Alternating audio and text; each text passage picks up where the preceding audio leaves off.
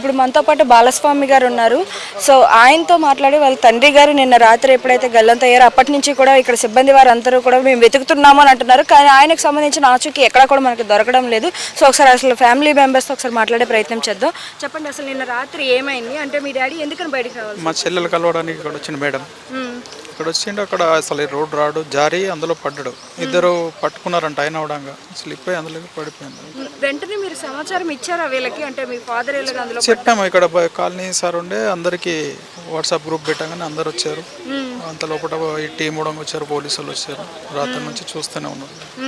అసలు అంటే man whole open ఉన్న అందులో పడిపోయారని అంటారు. అంటే man whole open, main wall open ఉంది మేడం, అది క్లోజ్ చేయలేదు. ఇప్పుడు క్లోజ్ చేశారు, నైట్ క్లోజ్ చేశారు. నైట్ 1 o'clock క్లోజ్ చేశారు. మీ ఫాదర్ ఇన్సిడెంట్ అయిన తర్వాత క్లోజ్ చేశారు. లేక ఓపెన్ ఉండేది మెయిన్ వాల్ మొత్తం. అంతకు ముందంతా కూడా ఓపెన్ ఉంది. అసలు బార్గెట్ పెట్టలేదు, మట్టి పెట్టలేదు. రాత్రి 2 గంటలకు చేసిన పని అది. ఇప్పుడు వర్షాకాలంలోని మరమ్మత్తు పనులన్నీ కూడా మొదలు పెట్టాల్సిన అవసరం ఏముంది? ముందంతా మే నెలలో అంతా ఏం చేశారంటే కూడా కొంతమంది దీనిపై మాట్లాడుతున్నారు. అంటే అసలు మీ ఫాదర్ ఎందుకని ఆ టైంలో బయటకు వచ్చారని కూడా కొంతమంది దీనిపై మాట్లాడుతున్నారు.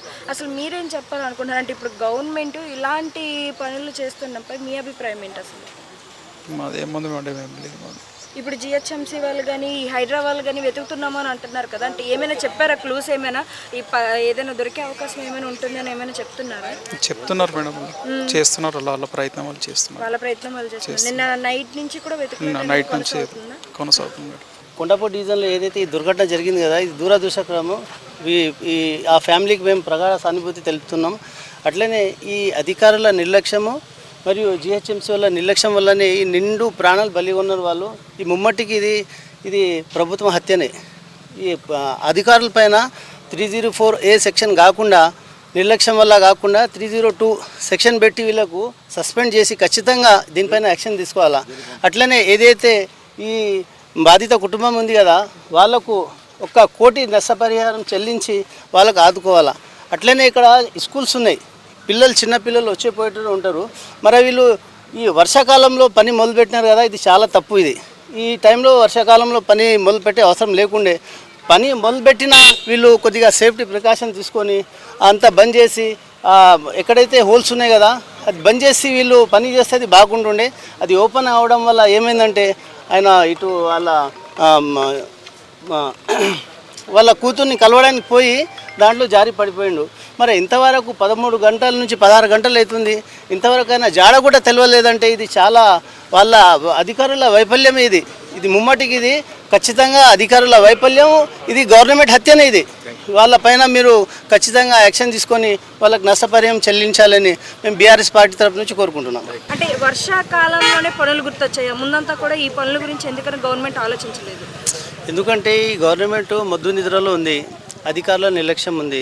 వాళ్ళ అధికారులు వాళ్ళ ఏసీ గదులు వదిలిపెట్టి ఇక్కడ వస్తే జనాల వెంబడి ఉంటే వాళ్ళకి తెలుస్తుంది ఈ నిర్లక్ష్యము. ఎందుకంటే వీళ్ళకు భయమే లేదు. మా గవర్నమెంట్ ఉన్నప్పుడు ఎట్లా భయం ఉండే వాళ్ళకంటే ఇమ్మీడియట్ యాక్షన్ ఉంటుండే. ఇప్పుడు వర్షాకాలంలో వీళ్ళు పని మొదలుపెట్టినారు. చలో పని మొదలుపెట్టిన తర్వాత అక్కడ కొద్దిగా బ్యారికేడ్లు పెట్టేసి అంతా బంద్ చేసి చేస్తే మన బాగుంటుంది. అది ఓపెన్ పెట్టుకుని వీళ్ళు పని మొదలుపెట్టినారు. పక్కనే స్కూల్స్ ఉన్నాయి, కాలనీస్ ఉన్నాయి, పని చేసేవాళ్ళు ఉన్నారు. వచ్చేపోయే రోడ్డు ఇదే. మరి ఇక్కడ జారి పడినారు, కొద్దిగా హోల్స్ వదిలిపెట్టేసినారు అక్కడ. అది ఆయన వచ్చిండు, జారి పడిపోయాడు. అది చాలా గవర్నమెంట్ హత్యనే ఇది. అంటే అసలు ఓపెన్ చేసిన తర్వాత దానికి సంబంధించి చుట్టూ ఏమైనా ఇక్కడ ఓపెన్ ఉంది అని కానీ చెప్పడం కానీ వార్నింగ్ సైన్స్ కానీ ఎలాంటివి ఏం పెట్టలేదు అంటారు అక్కడ? అసలు కాంట్రాక్టర్ కానీ ఈ జిహెచ్ఎంసీ ఇంజనీర్స్ కానీ మరి వాళ్ళు ఎందుకు అట్లాంటి ఏం హెచ్చరిక అక్కడ పెట్టలే, బోర్డు పెట్టలే? మరి వాళ్ళకే తెలియాలా. అంటే వాళ్ళకు ప్రజలంటే ఎంత వాళ్ళ ప్రాణానికి అస్సలు విలువ లేకుండా పోయింది. వీళ్ళు అసలు ఏం రాజకీయం చేస్తున్నారు? గవర్నమెంట్ వాళ్ళకు మన ప్రజలంటే వాళ్ళకు కొద్దిగా కూడా విలువ లేకుండా పోయింది. వాళ్ళ ప్రాణాలకు కూడా విలువ లేకుండా పోయింది. ఇంత ట్యాక్స్ కట్టేటోళ్ళు మరి ఆ ట్యాక్స్ ఎక్కడ పోయినట్టు? మీ పనులు చేస్తే వానాకాలంలో కాకుండా ఎండాకాలం చేస్తే ఇది బాగుంటుండే. మరి ఇంత తొందర పని మొదలుపెట్టినారు. 2 వీక్స్ అవుతుంది, ఇంతవరకు పని కొద్దిగా కూడా పోయిన 16 తారీఖు నుంచి మొదలుపెట్టినారు. ఇంతవరకు కొద్ది కూడా పని కాలేదు. అది ఎక్కడుందో అట్లనే ఉంది. మరి దీనికి ఎట్లా చేస్తారో వాళ్ళే సమాధానం చెప్పాలి దీనికి. సో మీ డిమాండ్ ఏంటంటే ఇప్పుడు వారి తరపున మీరు మాట్లాడుతున్నారు. సో మీరు ఏం డిమాండ్ చేస్తున్నారు గవర్నమెంట్ నుంచి? ఇప్పుడు డిమాండ్ ఏముందంటే వాళ్ళకు ఖచ్చితంగా నష్టపరిహారం చెల్లించాలి. ఎందుకంటే మంచి అయితే రాడు, 1 కోటి నష్టపరిహారం చెల్లించి మరి దాంట్లోనే వాళ్ళ కొడుకు కానీ ఎవరికైనా ఒకరికి ఉద్యమం కూడా కల్పించాలా. ఎందుకంటే ఇప్పుడు ఆయన ఈ టైంలో వాళ్ళ ఫ్యామిలీకి చాలా ఇంపార్టెంట్, ఆయన ఉంటే చాలా వాళ్ళకు ధైర్యం ఉంటుండే. మరి ఉంటి పెద్దనే కోల్పోయినారు కాబట్టి వీళ్ళు 1 కోటి నష్టపరిహారం ఇచ్చి వాళ్ళకు ఒక ఉద్యమం కూడా ఇవ్వాలని మేము బీఆర్ఎస్ పార్టీ తరఫు నుంచి కోరుకుంటున్నాం. తెలంగాణ రాజ్యాధికార పార్టీ తిరుమల మల్లన్న పార్టీ నుంచి నేను రంగారెడ్డి జిల్లా అధ్యక్షుడిని. ఈ జరిగిన సంఘటన చాలా దురదృష్టకరమైన సంఘటన. దీనికి ప్రభుత్వం పూర్తి నైతిక బాధ్యత వహించి ఎవరైతే చనిపోయినో ఆయన కుటుంబానికి ₹1 కోటి నష్టపరిహారం ప్రకటించాలా. అదే విధులలో ఎవరైతే నిర్లక్ష్యంగా వ్యవహరించినో వారిపై తగిన సెక్షన్లు పెట్టి శిక్షించి మళ్ళీ ఇలాంటివి పునరావృతం కాకుండా నిర్మూలించాలని చెప్పి నేను తెలంగాణ రాజ్యాధికార పార్టీ నుంచి డిమాండ్ చేస్తున్నాము. అదేవిధంగా ఏవైతే ఈ పనులు కాలువలు క్లియర్ చేయడం పెట్టినరో ఇది ఈ టైంలో చేయాల్సిన పని కాదు. ఇది ఎండాకాలం కానీ వర్షాలు లేని సమయంలో చేయాల్సింది.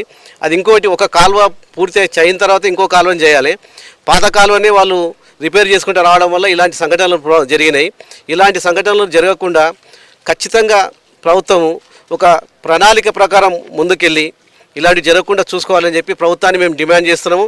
అదేవిధంగా తెలంగాణ రాజ్యాధికార పార్టీ తరపు నుంచి ఎవరైతే నష్టపోయినరో ఎవరైతే చనిపోయినరో వాళ్ళ కుటుంబానికి రాష్ట్ర ప్రభుత్వం వెంటనే ₹1 కోటి నష్టపరిహారం ప్రకటించాలని చెప్పి మా తెలంగాణ రాజ్యాధికార పార్టీ నుంచి డిమాండ్ చేస్తున్నాం. సార్, ఇప్పుడు మ్యాన్ హోల్ ఓపెన్ చేసి ఉంచారు, దాన్ని క్లోజ్ చేయడం అనేది అక్కడ వార్నింగ్ సైన్స్ కానీ ఎక్కడ ఇటువైపు ఎవరు రాకండి అని చెప్పడం కానీ ఎటువంటివి చెప్పలేదు. అక్కడ అంతా కూడా నాచు పట్టినట్టు ఉండి జారే విధంగా ఉంది. మరి అలాంటప్పుడు ఎందుకని సిబ్బంది వాళ్ళు దీని మీద చర్యలు అదే మేము మా పార్టీ నుంచి కూడా అదే చెప్తున్నాం. మేము నిర్లక్ష్యం, కంప్లీట్ ప్రభుత్వ నిర్లక్ష్యం, ఇది జిహెచ్ఎంసీ నిర్లక్ష్యం, షేర్లింగంపల్లి జిహెచ్ఎంసీ నిర్లక్ష్యం. ఇది అట్లీస్ట్ కనీసం అక్కడ ఎవరు రాకుండా ఏదైనా బారికేడ్స్ అని చిన్నవి పెట్టాల్సింది. వాళ్ళు ఏవి అంత నిర్లక్ష్యంగా పాటించి ఈరోజు ఒక మరణానికి కారణమైంది ఇది జిహెచ్ఎంసీ. అందుకే మేము ₹1 కోటి నష్టపరిహారం ప్రకటించాలని చెప్పి కోరుతున్నాం.